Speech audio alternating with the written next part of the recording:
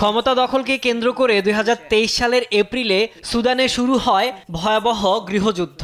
সেনাবাহিনী আর paramilitary group rapid support forces RSF এর মধ্যে সে সময় থেকেই চলছে সশস্ত্র সংঘাত।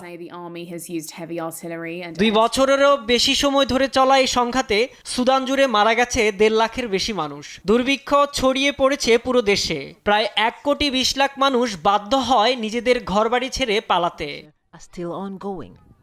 এদিকে সুদানের কোর্দোফানের কাদোগলি শহরে শনিবার জাতিসংঘ ঘাঁটিতে হামলা চালায় RSF। এতে নিহত হয় 6 শান্তিরক্ষী, আহত আরও 8 জন। তারা সবাই বাংলাদেশি নাগরিক। এ ঘটনায় দেশটির সেনাবাহিনী দায়ী করেছে RSF-কে। আর এ ঘটনায় তীব্র নিন্দা জানিয়ে বিবৃতি দেন জাতিসংঘ মহাসচিব আন্তোনিও গুতেরেস।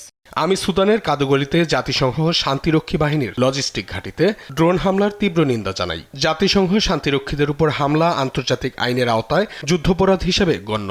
এ হামলা অগ্রহণযোগ্য, দায়ীদের জবাবদিহি নিশ্চিত করতে হবে। এদিকে জাতিসংঘ শান্তিরক্ষা মিশনের ঘাঁটিতে RSF এর ড্রোন হামলায় হতাহত বাংলাদেশি সেনাবাহিনীর শান্তিরক্ষীদের নাম পরিচয় জানিয়েছে আন্তঃবাহিনী জনসংযোগ পরিদপ্তর ISPR। নিহত শান্তিরক্ষীরা হলেন নাটোরের কর্পোরাল মোহাম্মদ মাসুদ রানা, কুড়িগ্রামের সৈনিক মোহাম্মদ মমিনুল ইসলাম, রাজবাড়ির সৈনিক শামীম রেজা, কুড়িগ্রামের সৈনিক শান্ত মণ্ডল, কিশোরগঞ্জের মেস ওয়েটার জাহাঙ্গীর আলম এবং গাইবান্ধার লন্ড্রি কর্মচারী সবুজ মিয়া।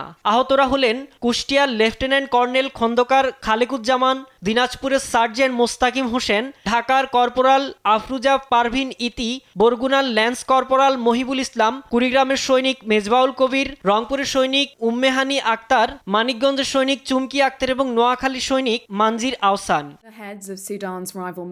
বিশ্বের যুদ্ধ ও সংঘাত কবলিত বিভিন্ন অঞ্চলে জাতিসংঘ শান্তিরক্ষা মিশনে অন্যতম প্রধান অবদান রাখে বাংলাদেশ। বাংলাদেশি সেনারা দীর্ঘদিন ধরে আবেয়ে মোতায়েন আছেন। সাইদুজ্জামান, নিউজ ডেস্ক, দেশ টিভি।